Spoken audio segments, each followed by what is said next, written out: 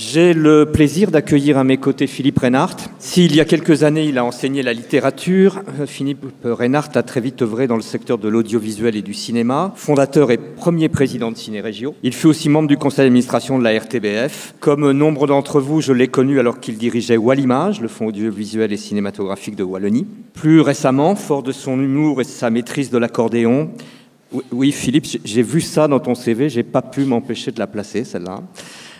Pourvu de ses lunettes blanches et de ses bretelles, il a déployé son talent et sa parfaite connaissance de nos métiers dans le cadre du rapport Cinéma, les financements publics à la croisée des chemins, en portant la partie consacrée à l'analyse des territoires francophones. Pour évoquer l'évolution de notre écosystème, nous avons, Véronique et moi-même, demandé à Philippe de synthétiser ce travail d'enquête afin que celui-ci constitue la matière ou le prétexte à un échange avec nos autres invités que sont Céline Autier, déléguée animation du SPI, Jules Gontier, délégué aux questions sociales et juridiques de la FICAM, et Samuel Kaminka, le président d'Anime France, qui auront donc l'occasion dans quelques minutes de réagir et de compléter les propos de Philippe, à qui je laisse la parole. Merci Patrick. J'ai cru que tu étais en train de faire mon oraison funèbre, ça faisait un peu bizarre. Mais bon, voilà. Mais oui, alors je vais essayer de synthétiser en effet et d'aller plus direct au but que les Diables Rouges hier soir. On s'excuse, on le fera plus. Le titre que vous voyez là, c'est le titre global de cette discussion que nous allons aller avoir ensemble. Moi, je vais vraiment vous parler le plus rapidement possible de ma source, cette étude à laquelle j'ai eu la chance de participer, et qui était une étude, une vaste étude européenne, qui a eu l'avantage d'être lancée vraiment au moment où on sortait. Alors, je ne sais pas si on en est vraiment sorti, mais on commençait à sortir de la crise sanitaire. C'est une étude qui a été initiée en Suède par Filmivast, que vous connaissez peut-être, qui est un fonds régional extrêmement dynamique, et encadré sur le plan technique par l'université de Göteborg. C'est 700 interviews qui ont été faites dans le secteur, mais vraiment centrées sur les acteurs économiques du secteur, entre avril et décembre 2021, et elle a déjà été mise à jour en juin dernier. Alors, heureusement, on va vous faire circuler la présentation parce que je ne vais pas me lancer à vous résumer le lien sur lequel on peut le trouver. Alors, c'est une grosse étude en anglais, écrite par des Suédois. Donc, je me suis dit que c'était bien de faire un résumé en français. Et donc, voilà, il y a un petit fascicule que nous avons édité, avec uniquement la partie que j'ai pu traiter moi-même, c'est-à-dire la francophonie. C'est donc seulement 55 entretiens, mais enfin, c'était déjà un beau corpus. Et là, l'adresse est plus facile. Vous allez sur xanadu.movie, qui est ma boîte de consultance, et vous trouvez l'étude, vous pouvez la télécharger. L'échantillonnage, et là je parle vraiment de cette étude sur les pays francophones, vous voyez, on a donné quand même 50% des interviews en France, 30 en Belgique francophone, 10 en Suisse romande, 10 au Luxembourg. Alors c'est pas parce que par chauvinisme belge qu'on a donné 30% en Belge, mais vous savez qu'on est quand même la première nation de coproduction pour la France, donc on s'est dit que c'était intéressant de prendre l'avis des Belges aussi. Et par contre, on a réparti assez équitablement entre production, distribution, exploitation, les fonds publics et dans les autres, il y a les festivals. Voilà, on a interrogé le festival d'Annecy notamment.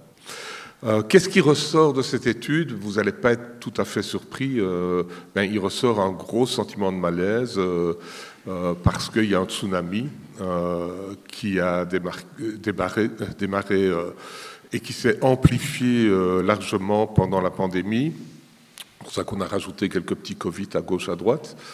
Cette explosion, je dirais, dans le sens progression des plateformes, est en train de modifier vraiment énormément l'écosystème.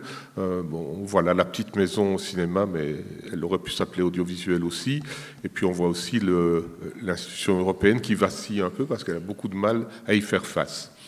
Alors, il y a deux grandes leçons à tirer. Je vais pas m'appesantir sur la première, mais la première, c'est quand même le constat numéro 1, c'est que les séquelles de cette crise sanitaire et l'explosion des plateformes qui est concomitante ont eu des effets désastreux sur le secteur de la diffusion. Ceux qui ont encaissé en première ligne, bon, c'est les salles évidemment qui ont été fermées. Vous vous en souvenez, c'est la première fois que ça arrivait depuis la guerre, hein, que les salles de cinéma ferment. Alors on en a moins parlé, mais aujourd'hui, c'est eux qui dégustent, c'est les distributeurs, parce que fatalement les salles étant fermées, ils n'ont pas pu sortir leurs films.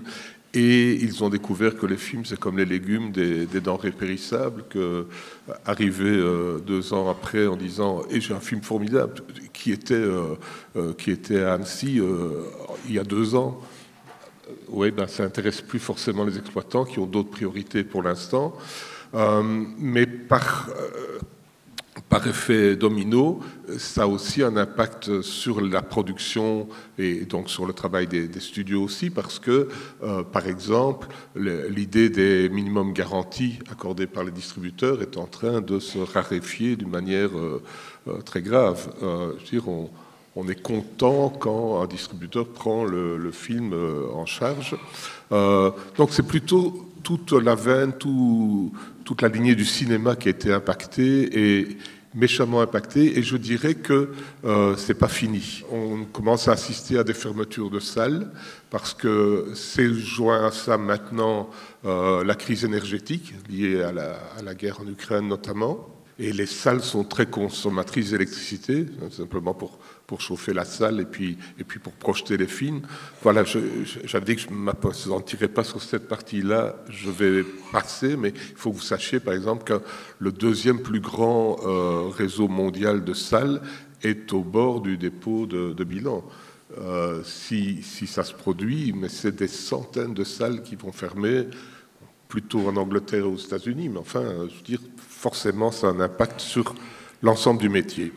Dans le secteur de la production, les choses ont été un peu différentes si on oublie une seconde les effets collatéraux de la crise de la distribution et de l'exploitation. La crise sanitaire elle a d'abord été efficacement combattue par les autorités, et particulièrement en France. Je dois dire que quand on scanne un peu les différents pays qui ont fait partie de l'étude, la France est le pays qui a le mieux réagi au niveau de ses pouvoirs publics pour soutenir le secteur. Et l'explosion des plateformes a même eu certains effets positifs, mais, dit le conférencier, et on va revenir sur le mais un peu après, parce que si les minimums garantis ont sensiblement baissé au cinéma, les plateformes, par contre, ont boosté le financement de l'audiovisuel. Ça, c'est très, très clair. Mieux que ça, une étude, alors là, c'est plus l'étude à laquelle j'ai participé, j'ai repris les chiffres de l'Observatoire européen de l'audiovisuel, montre que les broadcasters traditionnels, je dirais, n'ont pas ou très peu fléchi dans leur soutien en achat. On aurait pu craindre que l'argent qui est amené par les plateformes permette aux diffuseurs traditionnels, les télés publics ou privés, de dire si les streamers mettent plus d'argent, on va en mettre moins. Pour l'instant, en tout cas, ce n'est pas le cas. Et donc, vous voyez que la petite flèche, la petite ligne rouge en pointillé, qui est le total, montre qu'il y a une vraie évolution positive et qu'il a encore plus pour 2022. Mais bon, là, les chiffres ne sont pas arrêtés, donc je ne vais pas m'avancer. Mais malgré cette activité soutenue, certains producteurs sont inquiets. Et ils ont raison de l'être. Alors, comme j'avais promis à Patrick que je n'allais pas vous assommer avec des statistiques et des pourcentages, j'ai préféré reprendre des citations, donc des choses du wording, des choses que les gens ont dites pendant cette étude. Et voilà une citation qui résume très très bien finalement l'angoisse de certains producteurs, qui dit « J'espère qu'on sera encore dans un mix possible entre le business model des plateformes et un modèle plus classique d'agrégation de plusieurs sources financières qui garantissent, et c'est la partie importante de la phrase, la liberté d'entreprendre et de faire des choix artistiques. » Parce que, et je suppose que plusieurs dans la salle ont déjà expérimenté la chose, travailler avec les plateformes, c'est bien parce qu'il y a de l'argent, mais ça limite quand même fort le mouvement en termes de choix artistiques. Et donc, voilà une autre citation que je trouve vraiment très importante, où on dit entre les producteurs indépendants et les producteurs exécutifs, ce qui était jusque-là la dichotomie, on voit apparaître sous l'effet des plateformes une nouvelle catégorie qui sont les producteurs dépendants. Ce terme de producteur dépendant, il faudra méditer dessus parce que, effectivement, les plateformes, et ça c'est une tendance qu'on vérifie pour l'instant, ne demandent pas que le producteur devienne exécutif, il préfère qu'il reste indépendant parce qu'il peut quand même aller chercher certains soutiens, à condition d'être indépendant, mais la notion d'indépendance, quand on vous dit voilà le scénario, tu y touches pas, voilà, voilà le cast des voix, tu y touches pas, voilà, ça limite, ça limite. Alors, autre grande caractéristique de l'étude, j'en parlais avec ma voisine juste avant qu'on commence, c'est qu'à un moment, j'ai pensé devoir scinder le boulot en deux et isoler la France, l'exception française, donc, des petits pays francophones, parce que franchement, la situation est très, très différente. Alors, tant mieux pour la France, mais attention aussi, enfin, je peux me permettre, hein, je suis le cousin belge, de vous dire attention à un certain aveuglement. J'ai repris un texte qui, je pense, va parler à tous les petits enfants français qui sommeillent en vous. Nous sommes en 2022 après Jésus-Christ. Après une terrible crise sanitaire qui a confiné ses habitants, toute l'Europe est occupée par les plateformes de streaming américaines. Toutes, non. Un pays peuplé d'irréductibles Gaulois résiste encore et toujours à l'envahisseur.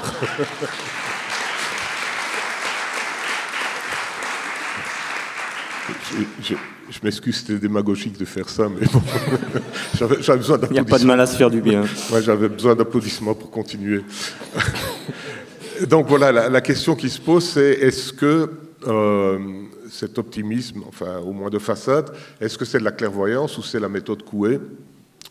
Dans un entretien avec un grand producteur, distributeur, exploitant français, il commence par U, il termine par C, il me disait, j'ai parfois l'impression qu'on marche sur la tête, les plateformes ne sont jamais rien d'autre que des super télévisions qui passent par le cuivre ou la fibre au lieu du câble et de l'hertzien. Leur nouveauté et leur échelle mondiale en font très provisoirement les maîtres du jeu, c'est le très provisoirement qui est important, mais notre secteur en a vu d'autres, et in fine, ces plateformes ne peuvent continuer à exister que si les producteurs continuent à produire. Oui, à part qu'on parle quand même à des acteurs mondiaux, qui n'ont pas forcément besoin des producteurs français pour survivre. Hein. Donc il faut à tout moment faire la balance. Il y a une semaine ou deux, Libé faisait sa couverture avec le film Pacifiction, en le présentant comme une alternative réelle à Wakanda. Bon... Il ne fallait pas regarder les chiffres après une semaine, parce que l'alternative réelle, même si c'est un bien meilleur film, bien évidemment. Et donc, on se trouve pour l'instant dans ce que mes amis suédois ont appelé la zone grise, où tout le monde hésite un peu entre conservatisme ou opportunisme. Les producteurs indépendants, dans les pays où les streamers mondiaux sont devenus des leaders et des financiers centraux du contenu local, les producteurs indépendants continuent de s'accrocher officiellement à l'idéologie de sauvegarde de l'ancien monde. Mais en même temps, on voit bien qu'il ne leur est pas possible de ne pas profiter des opportunités qui leur sont offertes par le nouveau monde. Donc on se trouve entre les deux, et la nouvelle stratégie des entreprises de production est de plus en plus tournée vers le volume et la marge, en renonçant parfois aux traditionnelles notions de propriété patrimoniale. Je ne crois pas que je dis des bêtises en disant ça. D'ailleurs, ça c'est aussi très démagogique, je me réfère à Anime France, comme ça je suis sûr d'avoir une unanimité autour de la table, et à la conférence que vous aviez donnée à Annecy en juin dernier. Ça m'a fait sourire parce que vous aviez, le film français, Patrice Carré, avait repris comme titre la production indépendante à la croisée des chemins, qui est le titre de l'étude aussi. Mais je pense qu'il y a donc une unanimité pour se dire qu'on est à un moment de choix.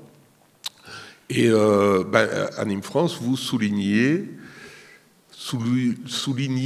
hein, c'est un passé, que aujourd'hui le chiffre d'affaires des studios, c'est la production TV pour 48%, la production cinéma pour 9 petits pourcents, et de la prestation pour 43%.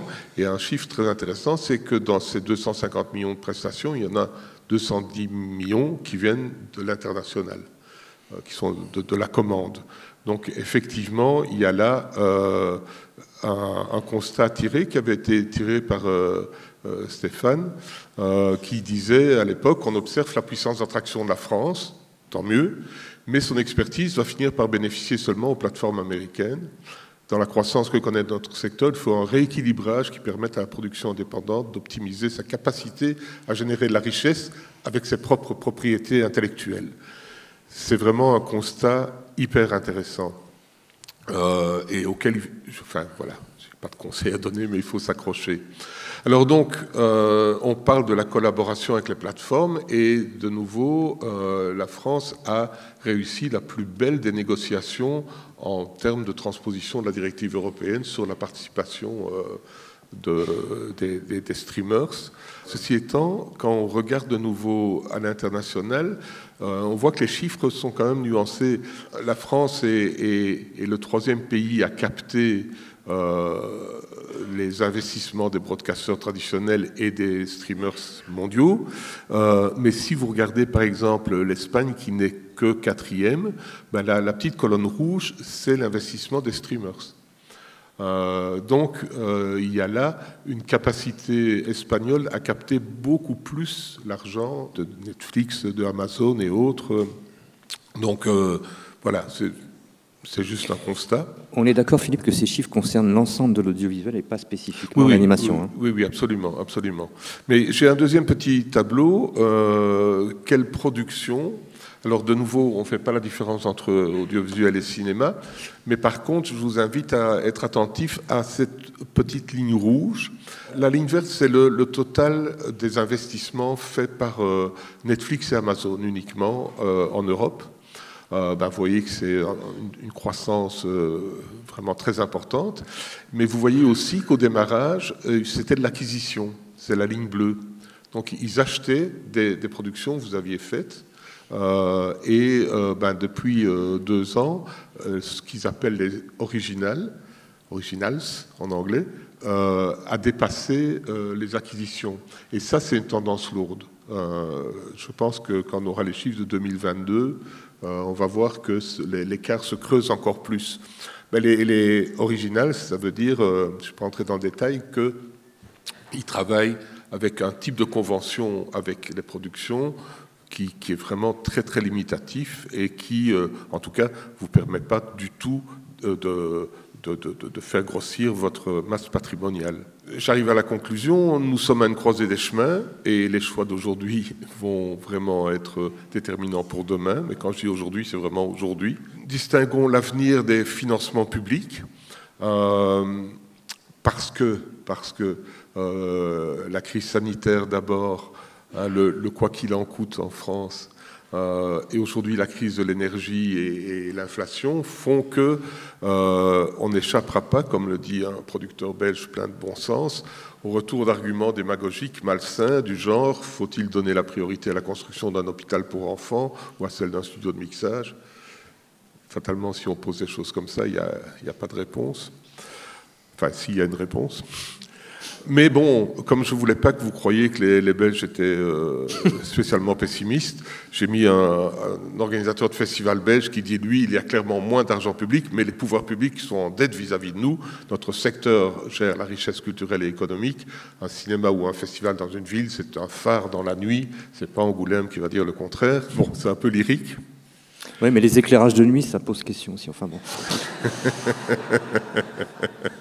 Absolument. Bon, alors, attention, parce que maintenant, on arrête de rire. Je vous balance les grandes conclusions de l'étude. Madame, messieurs, écoutez bien, parce que c'est là-dessus qu'il faut réagir. Ça, c'est pas grave. La pandémie a réveillé le secteur en l'obligeant à affronter les réalités du marché. C'est plutôt une bonne nouvelle. Passé en mode survie, le secteur va devoir se réinventer, miser sur la créativité. Ça, c'est le mot-clé, je pense. Les producteurs perdent confiance dans leur sacro-saint catalogue de propriété intellectuelle. Pas le temps de vous raconter des détails, mais certains producteurs qui ont pris l'habitude de travailler avec Netflix, finalement on dit à Netflix, tiens, dans le fond, J'ai un catalogue d'une centaine de longs métrages, là, ça vous intéresse? Et ah ouais, les gens de Netflix ont dit oui, bien sûr, ça vous intéresse, montre un peu. Ah ouais, super, écoute, non, c'est bien, c'est quand même, c'est 30 ans de ta vie, quoi, 30 ans de boulot. Écoute, 4 000 € par film, on prend. C'est assez dur, hein, parce qu'il y a plein de gens qui pensaient que leur assurance retraite était assurée par leur catalogue. C'est fini. Une partie du secteur ressent le besoin d'alliances internationales par affinité. Et ça, c'est un point qui vaut la peine d'être développé à un moment où les coproductions internationales sont un peu remises en cause. Et je pense que dans le secteur de l'animation, c'est très important de continuer à y penser. Le grand atout de l'Europe reste notre patrimoine imaginaire. Chez Disney, ils font les malins, mais ils viennent tout piquer chez nous. Notre valeur ajoutée sont nos talents artistiques et techniques, à condition qu'ils soient formés. Là, on revient à la première partie de la matinée. Je crois que c'est toi, Patrick, qui disait qu'en fait, il n'y a pas de limite aujourd'hui au développement du secteur de l'animation, si ce n'est d'avoir des animateurs, enfin des animateurs, des compositeurs. J'ai peut-être dit ça, oui. C'est le moment, c'est l'instant de se former. Dites à tous les gens qui vous disent « mon fils est intéressé » ou « ma fille est intéressée par une carrière artistique », animation.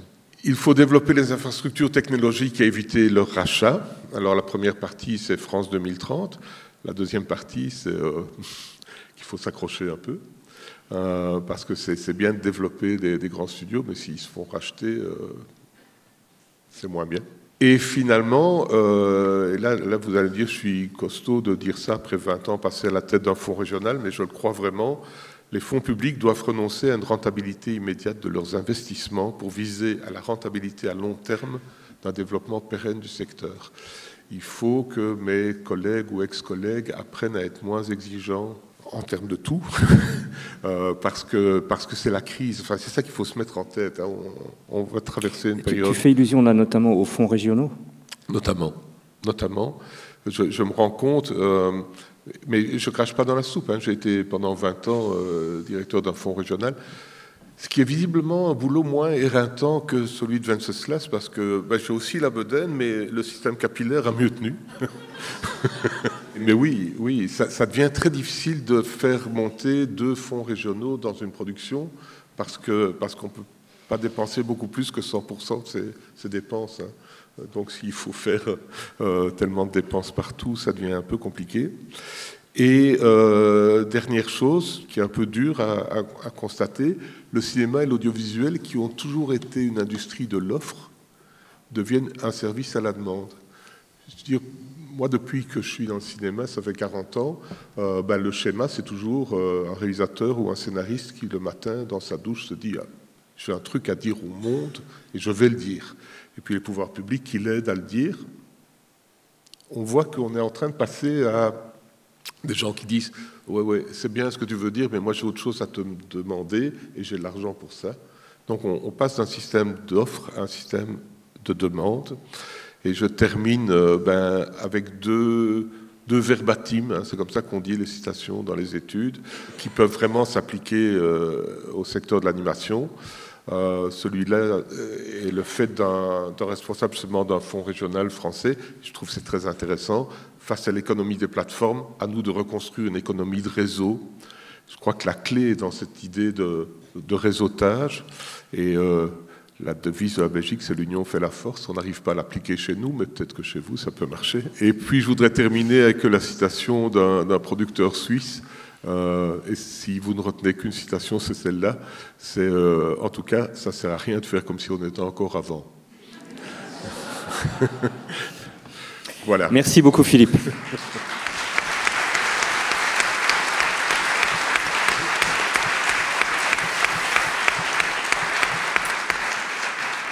Avant de vous inviter à réagir, peut-être un mot pour ceux qui ignoraient quels sont les périmètres d'action du SPI, d'Anime France et de la FICAM pour mieux vous situer les uns et les autres. Donc le SPI, syndicat des producteurs indépendants, on représente 470 sociétés de production dans tous les genres de la production, le cinéma, l'audiovisuel, et on représente une soixantaine de producteurs d'animation qui font à la fois du cinéma, du long métrage, du court métrage, de l'audiovisuel. Voilà. Anime France est le syndicat qui est entièrement dédié à l'animation. On représente 96% de la masse salariale du secteur. On représente à la fois, on a une soixantaine d'adhérents, à peu près entre 60 et 70 adhérents. On représente à la fois des petits studios, des très gros studios, on représente des producteurs délégués et des prestataires.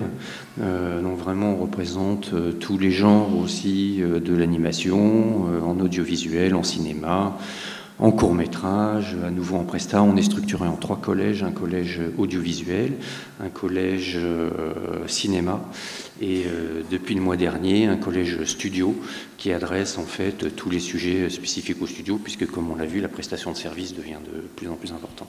Bonjour à tous, donc la FICAM, Fédération des industries techniques du cinéma, de l'audiovisuel et du multimédia.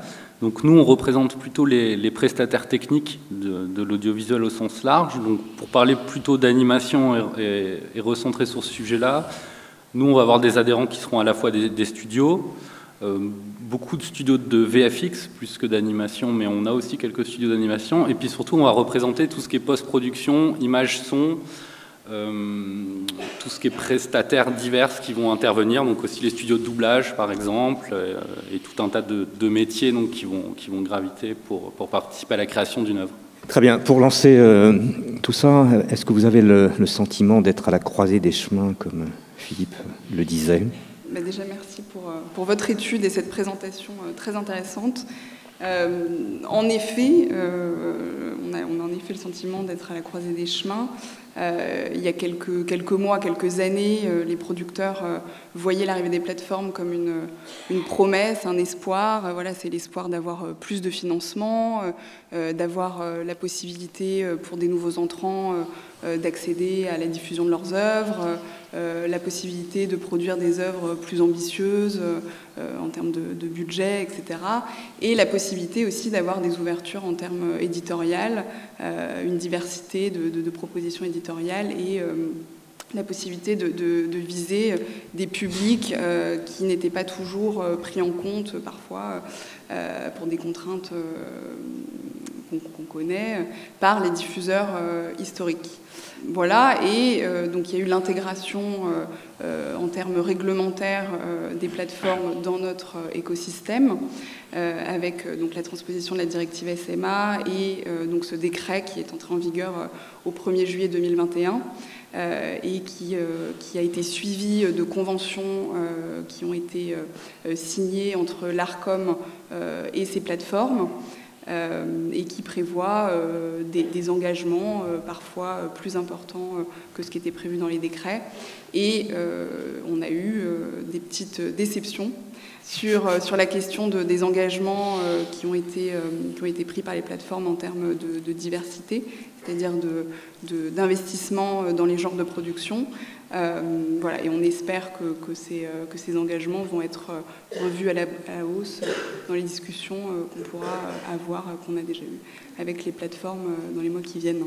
Et donc aujourd'hui, après cet arsenal réglementaire, on se pose des questions sur la manière dont les plateformes vont utiliser les droits qu'on leur donne, sur la manière dont elles vont, les chemins qu'elles vont prendre en termes éditoriaux. Est-ce qu'il va y avoir un regard sur la création? Est-ce qu'on va prendre en compte le rôle de l'auteur, comme on a l'habitude de le faire dans la production indépendante française?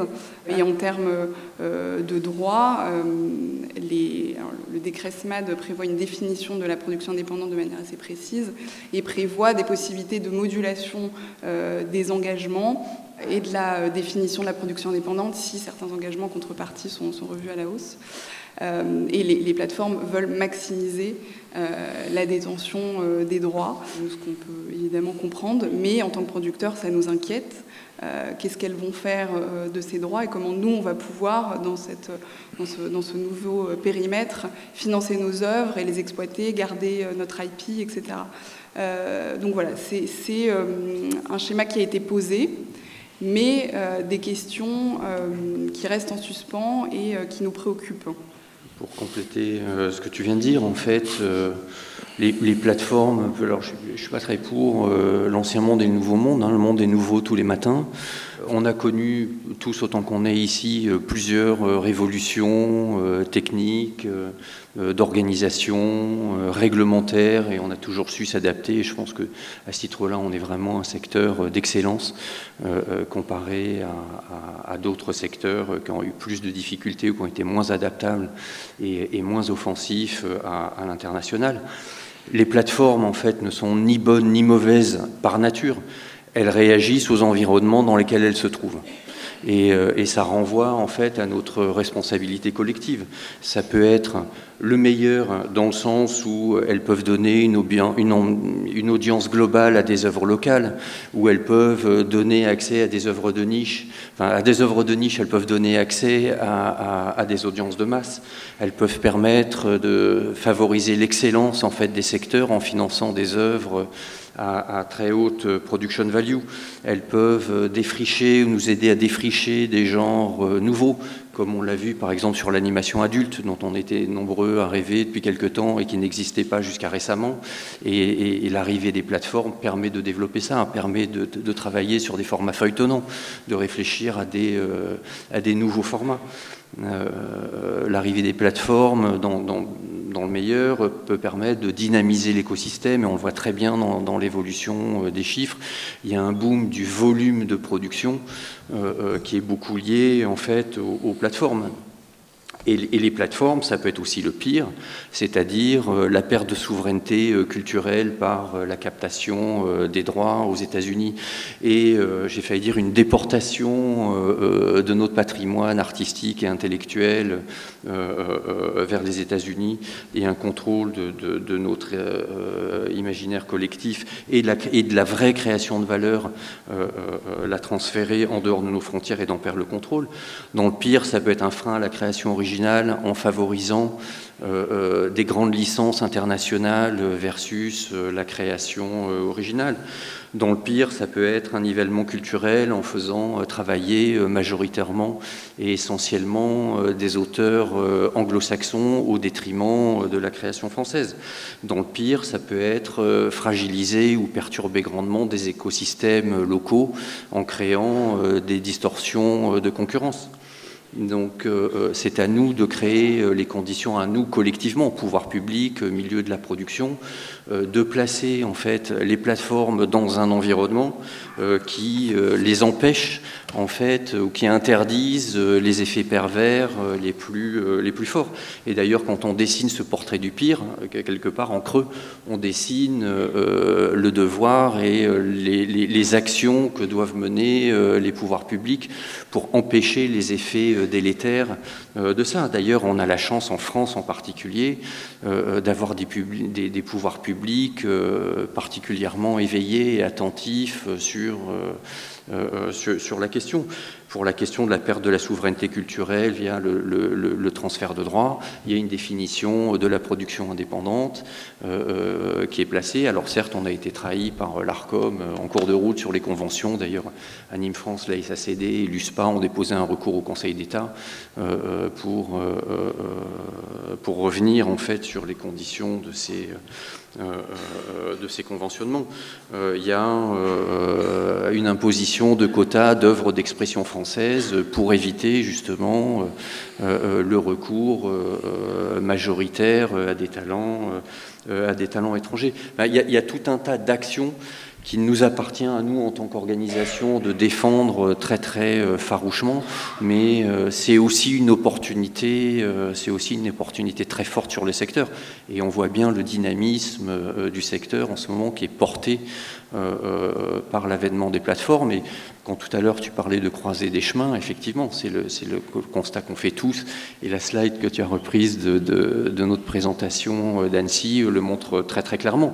Aujourd'hui, on arrive pour l'activité audiovisuelle à un quasi 50-50 entre la production déléguée et la prestation de service. Ça a obligé les producteurs à devenir aussi des prestataires de services. Néanmoins, la richesse, probablement à long terme, et la protection de la souveraineté culturelle passe par les détentions d'IP et le contrôle des mandats. Et là-dessus, il faut tous autant qu'on est autour de la table, et les pouvoirs publics se battent avec beaucoup d'intensité. Jules, et spécifiquement sur cette question... Alors je vais compléter un petit peu le propos, mais c'est vrai que globalement je suis assez d'accord avec ce que vient de dire Samuel. En effet, on est dans une croisée des chemins et dans une période de transition et d'évolution. Après, en revanche, nous à la FICAM, on n'est pas forcément d'accord avec cette dialectique d'opposer ancien monde, nouveau monde. Les plateformes, elles ne sont pas nouvelles non plus, elles ne sont pas apparues d'un coup en 2 ans. Ça fait quand même une bonne quinzaine d'années maintenant, ou même vingtaine pour Netflix par exemple. Tout ça est malgré tout très dépendant finalement de l'informatisation de la société, du développement technologique et numérique. Ça suit aussi les modes de consommation. Voilà, je pense qu'il faut plus être dans une idée de s'adapter que d'opposer 2 mondes et de vouloir défendre bec et ongle soit l'ancien monde, soit le nouveau. Parce qu'a priori, ils se combinent déjà, d'ores et déjà. On est dans une période quand même de sortie de crise, mais malgré tout de croissance audiovisuelle. Alors après, tout dépend aussi d'où on place le cursus. Là, on a parlé de façon assez générale, donc j'étais plutôt d'accord avec ce qui a été dit de façon générale. Si en revanche, on recentre sur l'animation, en France, on a quand même une position de leader parmi les leaders mondiaux, alors derrière les États-Unis et le Japon, mais avec quand même une position de force qu'on a peut-être un peu moins dans le cinéma traditionnel. Donc les plateformes, en effet, comme l'a dit Samuel, c'est aussi un exceptionnel moyen de visibilité, de donner plus de visibilité aux œuvres, de aussi permettre plus de financement. Comme le montrait la courbe tout à l'heure, on est plutôt pour l'instant sur une hausse globale des moyens, donc tout ça c'est assez bénéfique. En revanche, on est plutôt d'accord avec ce qui a été dit aussi par Samuel, qu'il faut évidemment faire très attention à ça. Ce qui est important, c'est que ces plateformes aient des obligations, comme les chaînes de télé en ont par exemple, avec des obligations de financement, mais aussi respectent le droit, respectent la propriété littéraire et artistique du pays dans lequel elles œuvrent. Donc ça, c'est des choses sur lesquelles il faut rester extrêmement vigilant. Après, ensuite, est-ce qu'il faut vraiment distinguer les plateformes, les mettre à côté? Finalement, c'est des entreprises de production et de diffusion, comme il y a des grands majors aussi américains qui sont là depuis un moment, qui sont d'ailleurs en train pour certains, de fusionner, de se faire racheter, comme la Fox il y a quelques années. Mais voilà, je ne pense pas qu'il faut travailler en opposition avec eux, parce qu'ils nous permettent des opportunités très intéressante, et en même temps notre système traditionnel avec le CNC en France a été très efficace jusque-là pour nous permettre de garder un volume de création, une indépendance dans la création que d'autres pays européens n'ont pas pu maintenir. Donc maintenant il faut profiter de ces atouts justement pour être un des principaux peut-être fournisseurs de contenu sur les plateformes et permettre un export de nos œuvres qui n'était pas forcément aussi possible avant.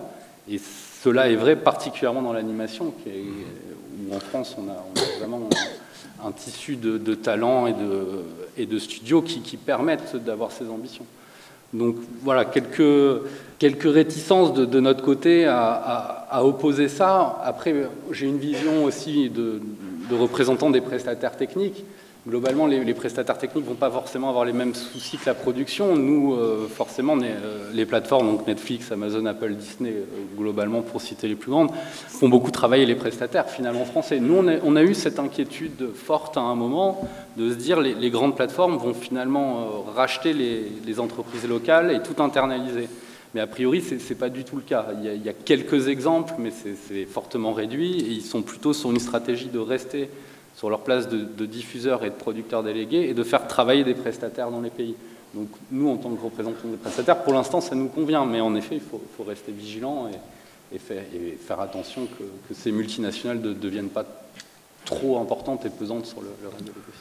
On voit bien l'animation en particulier est très très sensible parce que c'est un genre minoritaire dans la production. Je veux dire, on fait à peu près 10% du volume de production générale, même si on pèse 46% de l'export.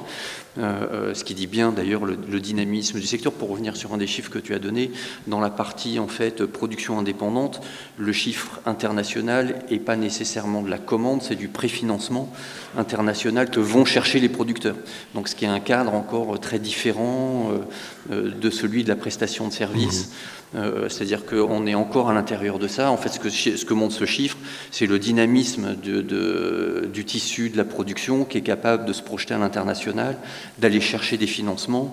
Et ce que ça dit aussi, c'est la diversification qu'ont opéré les producteurs, ou un certain nombre, la majorité des producteurs d'animation, vers la distribution, puisqu'on voit bien que le milieu de la production d'animation s'adapte. À un moment donné, nous n'étions entre guillemets que producteurs ou seulement producteurs, et puis un certain nombre d'entreprises se sont mises à agréger des activités de distribution pour aller chercher du financement, et c'est ça ce que trahit ce que montre en fait ce chiffre. C'est pas du tout une soumission à des donneurs d'ordre étrangers, au contraire, c'est le dynamisme en fait du tissu qui a su s'adapter et aller capter des financements internationaux au service des œuvres qu'elle contrôle. Voilà, on a une grande responsabilité nous on n'oppose pas non plus, on ne considère pas que la prestation de service est un mal et la production déléguée un bien. Je veux dire, ça permet de dynamiser le secteur avec énormément d'effets positifs, mais néanmoins, pour l'avenir et pour le contrôle, et pour l'indépendance de notre secteur, il faut qu'on se garantisse d'un système qui bénéficie majoritairement à la création de propriétés intellectuelles françaises. Le véritable enjeu, en fait, pour nous, aujourd'hui, il est là, puisqu'on sera moins soumis. De fait, la richesse des catalogues permet de rebondir, permet des investissements, et d'être moins soumis à une contraction de marché. On voit bien qu'aujourd'hui, les plateformes par leur multiplication, sont dans une guerre de mouvement. C'est-à-dire se placent dans des situations de surproduction pour conquérir des parts de marché. Sans être grand magicien, on peut prévoir que dans 3 ans, dans 4 ans, dans 5 ans, quand le marché sera stabilisé, ils seront moins dans une phase d'investissement, ils vont être dans une phase de rentabilisation de leurs investissements initiaux. Et donc, le volume de production peut se contracter et ils peuvent être tentés de se retourner sur leur back catalogue et de développer ce back catalogue au détriment. Là, pour le coup, on peut payer très très cher la perte de détention. Tu accrédites ce terme de situation un peu transitionnelle. C'est le moment présent de la situation qu'on peut observer, mais l'évolution va se poursuivre et peut aller dans la direction que tu viens d'indiquer ou d'autres. Mais c'est vrai qu'en effet, c'est intéressant ce qui vient d'être dit sur le volume, qui est très important en ce moment, avec les plateformes qui trustent un peu ça, mais pas que. Enfin, il y a un volume plus ou moins jamais vu dans le secteur actuellement de production, et cette courbe en ascension ne va pas être infinie. Il y a un moment où on va potentiellement arriver sur un plafond de consommation possible, et je pense que justement les plateformes ont des stats très précises sur le nombre de contenus que quelqu'un est en mesure de voir, et passer un certain volume, ça ne va plus être rentable pour eux d'en faire autant. Et c'est là où ça va être important que le volume ne s'écroule pas derrière, qu'on arrive à le stabiliser et qu'on arrive, pour continuer à impulser du dynamisme dans le secteur et à rester en croissance, ça va être d'augmenter la qualité après, je pense. Alors, déjà, c'est ce qui est le cas. Hein. On voit au niveau, par exemple, des effets visuels, de la qualité d'image, tout un tas de choses où la qualité ne cesse d'augmenter. Mais voilà, une fois qu'on aura atteint un certain plafond de verre de volume, on pourra toujours améliorer la qualité, au moins provisoirement, pour repartir sur une hausse du volume. Mais il faut en effet rester vigilant par rapport à ça. Parce que là, on est sur une forte période de croissance alors qu'on est dans une situation d'après-crise, donc c'est très bénéfique pour notre secteur, mais qui n'est pas forcément inaliénable. Donc voilà, je pense qu'il faut garder ça en tête et être prêt à s'adapter aux nouvelles exigences, qui sont peut-être des exigences de qualité ou de contenu encore plus ambitieux, même s'il y en a déjà qui le sont énormément. Une dernière petite remarque sur l'étude, plus précisément. Alors bon, c'est pas un reproche, je pense que c'est évidemment un oubli de Philippe, mais c'est vrai qu'il y a au début de l'étude un détail du pourcentage des différentes entreprises, types d'entreprises qui ont été interrogées, avec 40% par exemple de producteurs, qui a bien sûr du sens. Ce qui est un petit peu embêtant pour nos FICAM, c'est que les prestataires techniques n'ont pas du tout été consultés dans cette étude. Alors qu'on parle quand même justement, pour reprendre votre terme, de nouveaux mondes et donc de nouvelles technologies, de nouveaux moyens. Et les prestataires techniques sont vraiment au centre de ça, vu que c'est eux, en grande partie, qui proposent des nouvelles solutions, que ce soit de l'IA, que ce soit des... On a cité Dark Matters tout à l'heure, par exemple, donc des studios virtuels. Tout ce genre de nouvelles possibilités techniques viennent des prestataires techniques. Et donc je pense que ça aurait été intéressant d'avoir les avis d'au moins certaines grandes sociétés. Là-dessus, moi, je te donne 100% raison. Bon, c'était une étude internationale avec des guides d'entretien très précis et des cibles, effectivement, parce qu'il y a les grands absents de cette étude, c'est les industries techniques, effectivement, qui ont été beaucoup évoquées par les autres, mais qui n'ont pas été entendus, et les auteurs, les réalisateurs, enfin toute la partie créative. La partie artistique n'a pas été prise. Voilà, je veux dire, déjà mener les 700 interviews a été un travail dantesque, mais c'est tout à fait bien de le souligner. D'ailleurs, maintenant, les mêmes essayent d'initier une nouvelle étude, mais qui ne va pas se faire par entretien individuel, qui va se faire par focus group, et uniquement sur les grands pays, pour les mêmes raisons qu'on ne sait pas tout couvrir, qui essaye de cerner non plus les problèmes, les problématiques, mais les solutions. Et donc là, forcément, les innovations technologiques sont peut-être pour 50% dans la créativité nouvelle qu'appelle la situation. Je vais repasser la parole à Céline, mais juste pour dire que j'espère que j'ai pas été mal compris. J'ai pas dit que les plateformes c'était le grand Satan. J'ai juste dit, et là par contre je maintiens, qu'on est dans une zone grise pour l'instant entre ancien et nouveau monde, qui sont des étiquettes, mais tout le monde est en train d'essayer de trouver son chemin dans le brouillard. Voilà. Simplement, ce que moi j'essaie de faire passer comme idée, c'est qu'il faut faire encore plus de radiraf et de... non, je veux dire, il faut se parler, il faut réseauter, parce que c'est pas le moment de se tromper, quoi.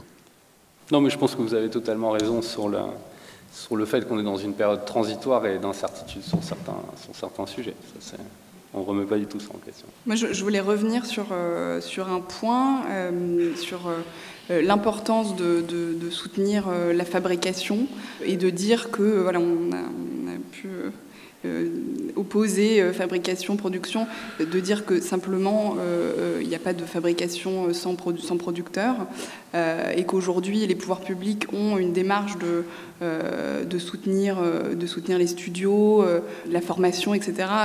Avec le plan France 2030, la grande fabrique de l'image, qu'on trouve absolument essentielle pour les raisons qu'on a évoquées précédemment. Mais c'est important de dire qu'il faut également en cohérence soutenir la production, et c'est quelque chose qui nous inquiète sur certains aspects. Et je voudrais évoquer, vous avez parlé des régions, l'importance fondamentale des fonds d'aide régionaux dans le soutien à la production. Et aujourd'hui, il y a particulièrement un point qui nous préoccupe. L'État et le CNC sont actuellement dans une phase de renégociation des conventions CNC État-Région 1 pour 2, qui prévoit que dans le cas où la région investit 2 €, le CNC abonde d'1 € supplémentaire. Et dans ce cadre-là, en continuité du plan France 2030, il y a une directive qui est donnée actuellement aux régions d'investir particulièrement sur la formation et la diffusion. C'est évidemment quelque chose qui est absolument fondamental et qui aurait dû être abondé et soutenu d'autant plus depuis des années. Mais voilà, aujourd'hui, on est dans une renégociation à budget constant. Il ne va pas avoir d'argent supplémentaire pour ces conventions 1 pour 2. Et donc, on a très peur qu'il y ait une bascule des investissements au profit de la formation, ce qui est formidable, mais au détriment de la production. Et on rappelle qu'à l'échelle territoriale, il est important de créer un écosystème complémentaire entre les écoles, les studios, les producteurs, les auteurs, les techniciens, et que chaque segment de cet écosystème ne doit pas être laissé de côté. Donc c'est un point que je me permets de souligner parce que ça me semble fondamental et on n'en parle pas assez. C'était l'occasion. Avez-vous un point à ajouter avant qu'on échange avec la salle, quelque chose qui vous brûlerait les lèvres? On parlait Rapproche ton micro, s'il te plaît. des bons et des mauvais points des plateformes. Il y a aussi que ça crée une émulation en fait vis-à-vis des diffuseurs, ce qui est en soi une bonne chose. Et en fait, tout à l'heure, il y avait une tentation par un des intervenants, je crois, de l'étude, d'opposer, de dire bon bah finalement les diffuseurs vont se retirer puisque les plateformes viennent occuper l'espace. Au contraire, ça crée une émulation et une nécessité pour les diffuseurs d'investir dans les contenus s'ils ne veulent pas décrocher du public. On le voit bien, c'est très compliqué pour eux puisqu'ils sont dans un contexte concurrentiel plus dur, dans une baisse de la DUI, de la durée d'écoute des spectateurs, qui va avoir un impact sur leurs revenus publicitaires, et d'autant plus que maintenant, les plateformes vont venir manger une part du gâteau des revenus publicitaires, donc ça les met dans une situation qui va être délicate.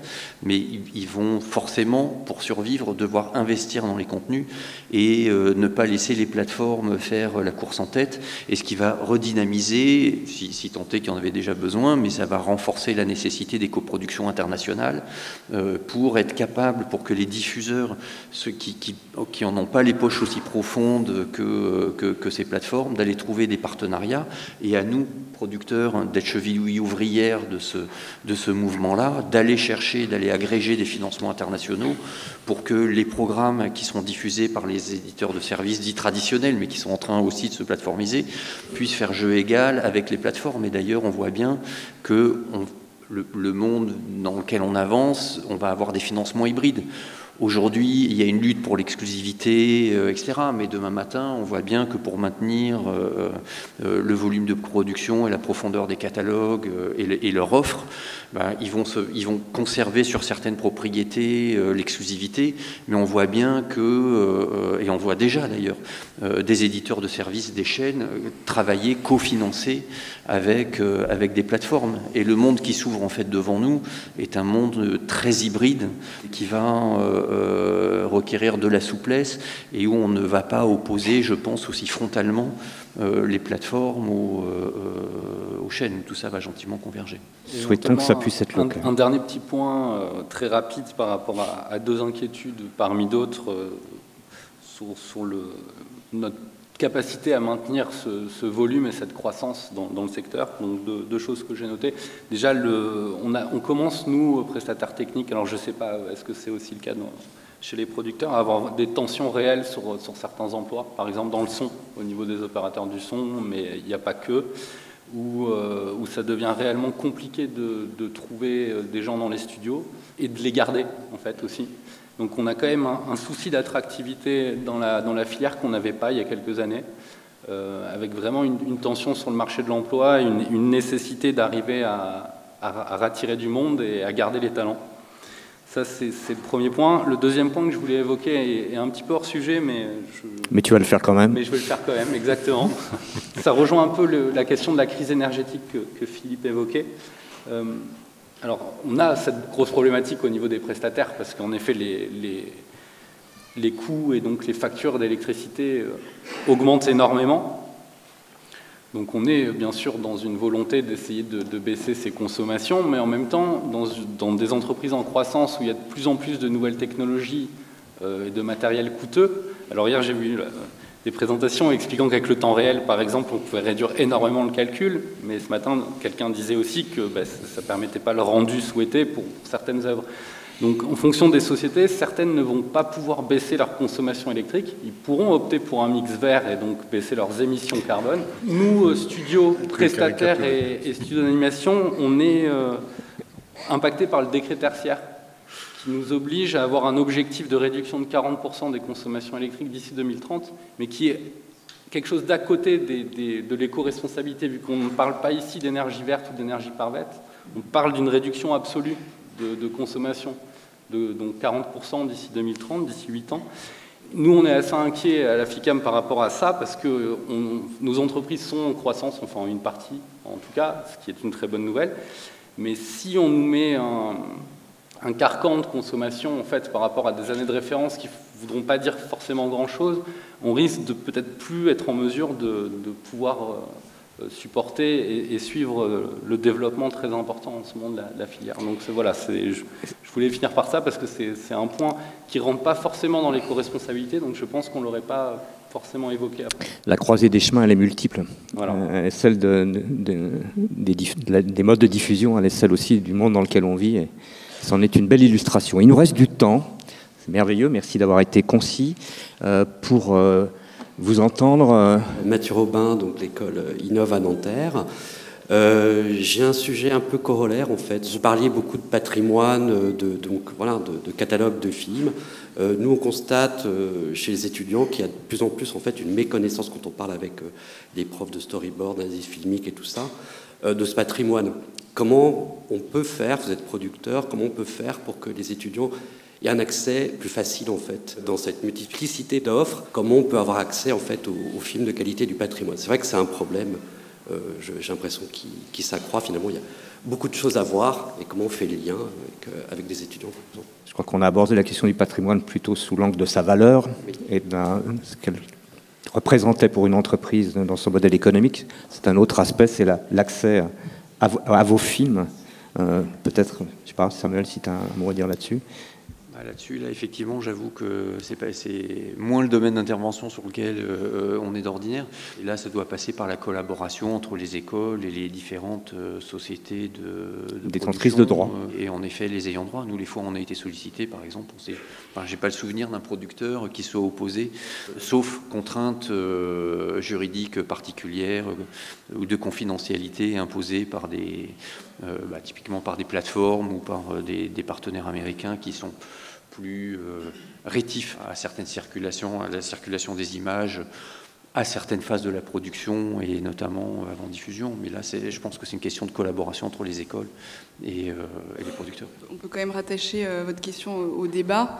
On voit qu'aujourd'hui, nous, en tant que producteurs, si on produit pour les plateformes de manière dépendante, l'IP de nos œuvres est tout simplement conservé par la plateforme ad vitam. Et ces œuvres, elles vont avoir du mal aussi à circuler, à être vues. Donc voilà, c'est un point de vigilance. Sauf si l'école s'abonne à Netflix.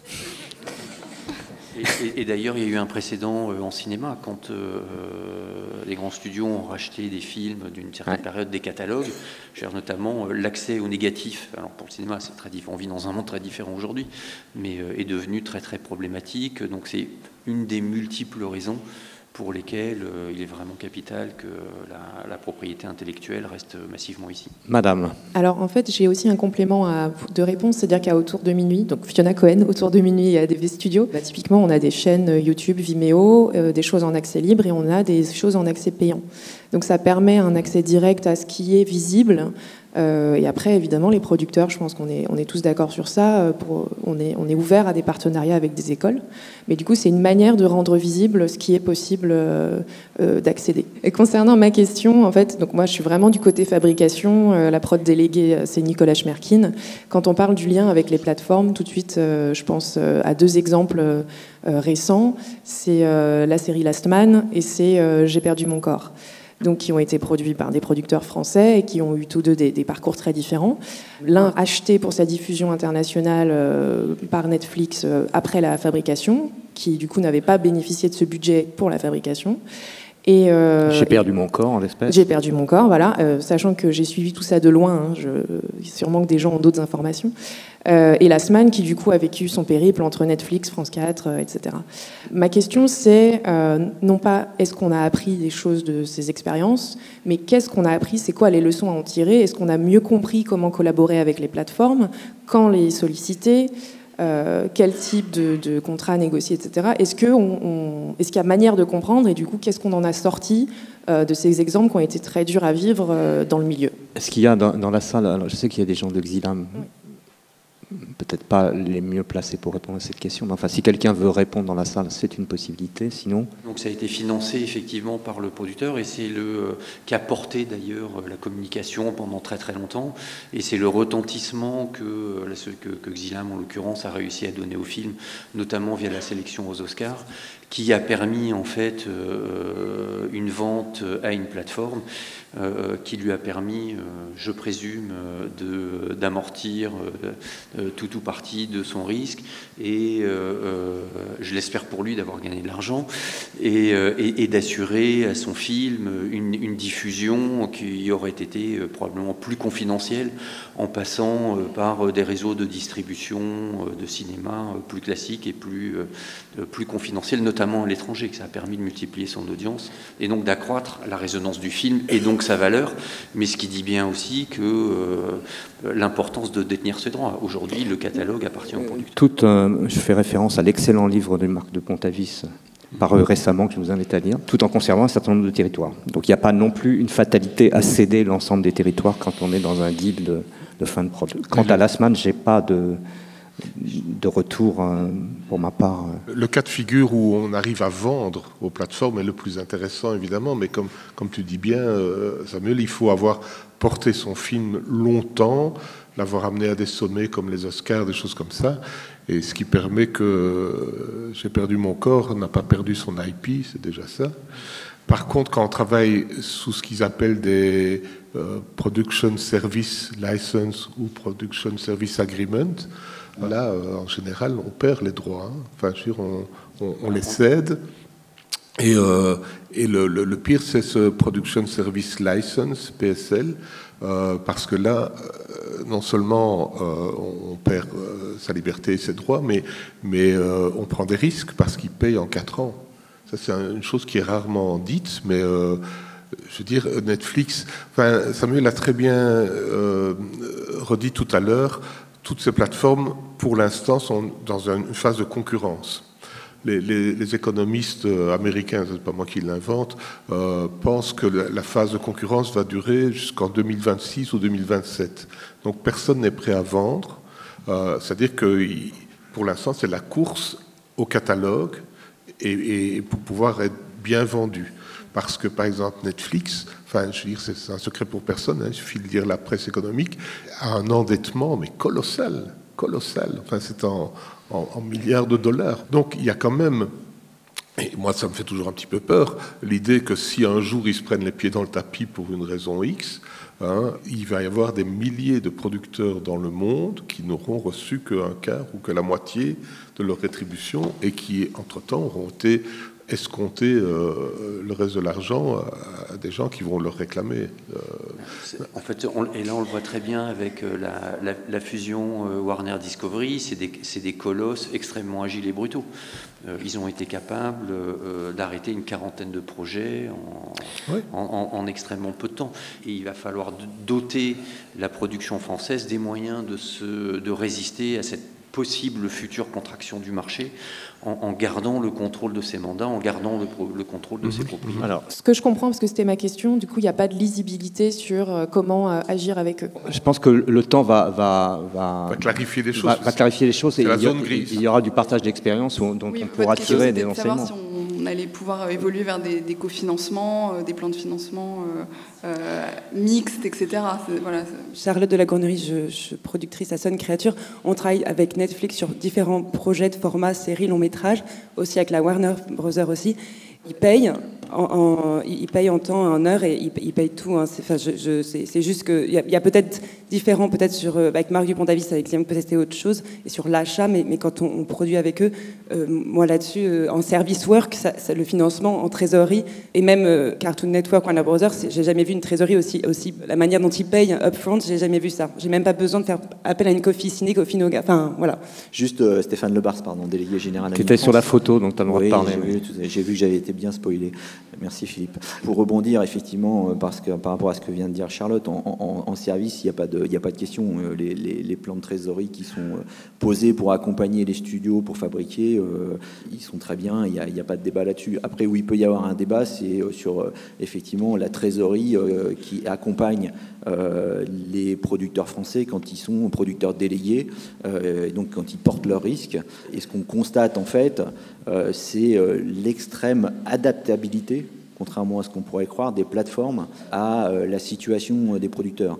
Nous, on a la chance d'avoir une overview également sur ce qui se passe du côté documentaire, où on a des toutes petites structures de production, et il y a un certain nombre de plateformes, que ce soit Netflix ou Amazon, pour ne pas les citer, qui font aujourd'hui de la production de documentaires et qui s'adaptent très clairement à la taille des boîtes et à leur capacité de financement, et donc ils leur construisent des plans de financement, un peu comme les diffuseurs français, qui sont liés aux sorties de décaissement des dépenses, pour pouvoir faire face aux dépenses et pas les mettre en risque, ou en leur collant des frais financiers monstrueux. Après, ils ne traitent pas forcément de la même manière des très grosses boîtes et des plus petites boîtes. Donc c'est là où la négo est compliquée avec eux, et parfois ils sont sur ces questions de trésor, ils peuvent être beaucoup plus durs avec des sociétés qui sont plus assises, etc., en allant jusqu'à les payer, effectivement, comme tu le soulignais, relativement loin. Donc c'est l'extrême adaptabilité quand même qu'il faut avoir en tête de ces plateformes. Et pour finir et rebondir sur la remarque précédente, c'est aussi vrai au niveau contractuel, en fait.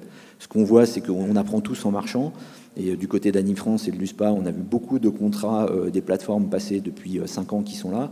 Et en fait, on se rend compte que ces contrats en fait évoluent quasiment tous les 6 mois. Ils sont arrivés avec une matrice de contrat qui était la matrice américaine. Et petit à petit, ils ont inclus je dirais, toutes les contraintes qu'on a pu leur coller au fur et à mesure, telles qu'elles ont été évoquées, pour aussi modifier leurs contrats et aussi s'adapter. Voilà. Donc, il n'y a pas un contrat, en fait. C'est ça qu'il faut avoir en tête. Je voulais juste rajouter qu'il y a aussi un aspect qui est intéressant, c'est que par contre, il demande un suivi des coûts très très rigoureux et qu'il faut avoir une organisation très béton, une très belle organisation pour arriver à faire face à leurs nombreuses demandes, tant d'un point de vue juridique, pour monter les contrats et arriver à les signer, ça peut prendre très longtemps, et aussi un suivi quand on y arrive mensuel et pas 2 fois par mois, du suivi des coûts et de l'avancement des coûts. Donc ça demande vraiment une grosse organisation et ça, il faut y penser quand on signe un contrat avec eux.